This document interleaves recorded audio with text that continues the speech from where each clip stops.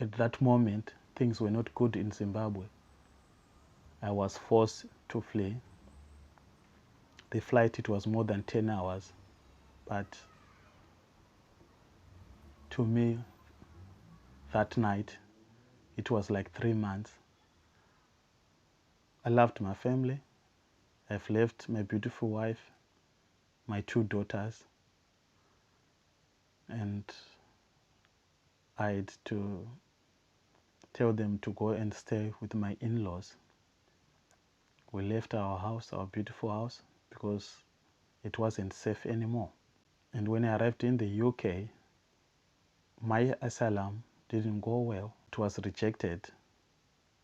At the same time, I was going through difficult times, thinking about how can I bring my family to safety over here. My name is Robert Muza. I live in Newport, Wales, but originally from Harare, Zimbabwe in Africa. I came over here in 2001, September, as a refugee. I was seeking asylum. My current job, I'm a youth worker and a sports coach for Newport City Council. And also I do a lot of consultation for street games, trying to improve and encourage BME people to participate more into sport. I would like to talk about the difficulties faced in Zimbabwe, which made me to come over here as an asylum seeker. I love my sports. I love working with young people. That's my passion. That's my background. And I started to be active as a human rights activist, trying to be a voice for the young people, which didn't go well with politicians. And during that time in 2000, 2001, there was a lot of violence in Zimbabwe. And I witnessed a lot myself, people beating each other. And I didn't expect it that I was going to be a victim. I was beaten. I had to go to the hospital where I was admitted for 3 to 4 days. And that was a scary part now of my life. And whilst I was in the hospital, the thugs came again to my house where they raped my maid, thinking she was my wife. And that's when I realized things had gone out of control. I had to run away. So when I was released from hospital, we managed to raise the money and I had to escape to the UK. As I've said the reasons before, what I wanted is just to hide, to give time. When things settle down, I could go back to Zimbabwe, to my country. Myself, when I arrived in the UK, I went to seek asylum. Actually, at the airport, on the port of arrival, that's when I did it. And the asylum process is not easy. It can take 4 weeks to 15 years. And mine, it took a long one, which was 7 years.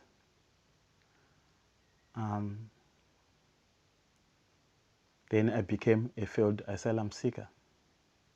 Currently, with the immigration, refugee things going on all over the world, people might want to ask to say, why did you choose Wales, Newport, UK. I chose to come to seek asylum in UK. The first thing, because I had friends who were here already, so I could avoiding isolation because I've got friends over here. And the second thing, it was about the language. The official language in Zimbabwe is English. Business at school, you speak in English. So I would have gone to China or France. And also my education, I did a Chartered Institute of Shipbrokers, which was a course, a diploma from the UK. So it was going to be easier for me even to gain employment, to be an active citizen paying taxes, rather than trying to go with my course either to German, because it was a British course. Those were some of the reasons I chose to come here in the United Kingdom to seek asylum. And what I found when I arrived, I loved the Welsh culture. I will start talking about why I love Wales. I love Wales because it has given me the opportunity to find back my life. When I came as an asylum seeker, I was welcomed in Wales, particularly in Newport, and it brings me the opportunity to say thank you to people of Newport who have looked after me. I started my life in Newport, now living in limbo. As a failed asylum seeker, I didn't have any social benefits. You don't get anything from the government if your asylum has failed. And technically, the process, I was given a reply within 10 days of my asylum. And at no stage, I wasn't given any social benefit at that time, which was like £30 a week, but I didn't get anything. So I used to stay with a friend who looked after me, but who was also going through asylum process. So I lived in limbo from 2002 to 2009. As an asylum seeker, I wasn't allowed to work. As an asylum seeker, I wasn't given the opportunity to go to higher education, because if you go to higher education to try to develop yourself, you don't pay home fees, you pay international fees, which is very expensive. Even if I was offered an opportunity to pay home fees based, I could not afford it. It was also expensive. You don't get student grants or loans if you are an asylum seeker. But trying to help myself, because I was going mental, I started doing lots of voluntary work. I worked with different agencies, including also young asylum seekers and refugees, using sport as a tool to promote community cohesion, integration, and just encourage inclusion.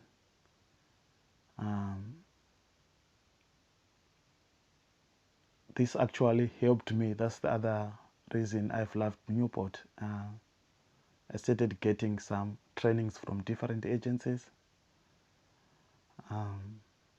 Basic trainings like first aid, manual handling, safeguarding, and child protection, which helped me a lot. But I was still going the same phase. until I met a nice family who I was working with, helping their kids as a sports coach, coaching football. I told them about my family, what they were going through in Zimbabwe, and that my asylum has failed. There was no hope of a family reunion, but the family managed to buy tickets for my family. And they came over to Newport, and I thought I could begin a new life. That was in 2004, after 2 years living by myself.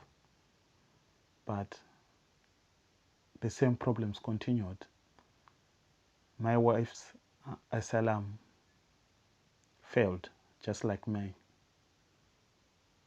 And the only difference now is because we had now our own shelter, and we could receive vouchers for a family, about I think £70 for the family of 4, which was okay. But the only thing, because it was a voucher, there was no cash for transport, even to catch a bus to go into town, or where I had some places where I wanted to go and do voluntary. Sometimes I had to walk because there was no opportunity of getting cash in hand. Looking after 2 teenagers, it wasn't easy. They just like to wear, to have things just like any other kids. I could not afford a PlayStation. I could not afford trainers for them, brand new trainers, because I have to go to the charity shop. So it was difficult. It brought confusion in the family, the asylum process, because I wasn't allowed to work. At one stage, they thought maybe we've got a lazy father who doesn't care about their needs. And at the same time, I was trying to engage maybe a good lawyer, but they were charging £500 and above. And technically, I didn't have any savings. I didn't even have £5 on me. So we had to do our own applications. We could go to the library online and check how the solicitors, their language, how they write to the UKBA, and we could go through immigration forums on the internet where they could post their questions and problems, and you could get advice from others in your similar positions. I was granted the refugee status 2009 in November. That was the big change in life, which was after 7 years of difficulties.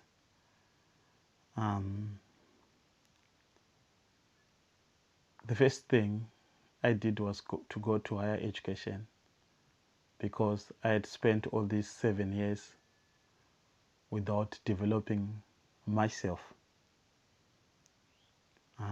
I was fortunate enough that Show Racism the Red Card, they had their first workshop on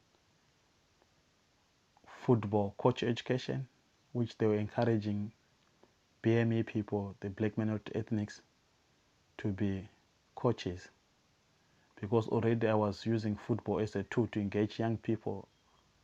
It was a great opportunity for me attending the workshop delivered by Show Racism the Red Card and the Welsh Football Trust. And we attended the workshop, myself and my 3 friends. And from there we went on to do our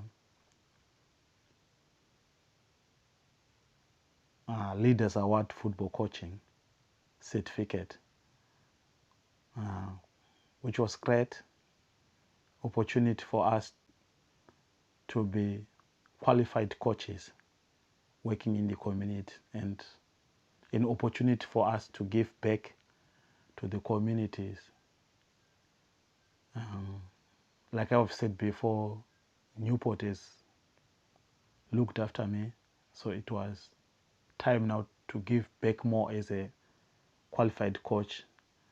And from there I went to do other different coach education trainings, including C certificate in coach education with Welsh Football Trust, and UKCC level 1 hockey, and UK Sports Leaders level 2. Although the message I would like to pass to young asylum seekers and refugees is try to be active, live as an active citizen in Newport or wherever you are in the UK. Try to give back to the communities where you're living. There's lots of projects going around. You can coach sport, you can be involved in drama and arts. It can help you a lot of things. Myself, it has helped me mentally. It was good therapy just to go and volunteer. I've picked lots of awards, including this one, the Newport Extra Mile Award, for my work being recognized with different agencies by giving my time to the Newport community. And I've developed myself one of the best successful sports projects, not just in Wales, but at UK and European level. It's a futsal project, which is an indoor football, which attracts about 80 young people, including asylum seekers, refugees, and the locals, the natives. And I was awarded by Street Games as the best project in the UK for working with young people as a volunteer. And as a volunteer, besides giving back to the community, and it has just helped me to build my confidence, my self-esteem, improve my life skills, my employability skills. It has made life easier for me for job hunting skills, and I've managed to find work. It's all coming from my volunteer experience working with different agencies and communities. So that's my word to the young people, asylum seekers and the receiving communities, young people in the local, just to be active citizens through volunteering in their communities.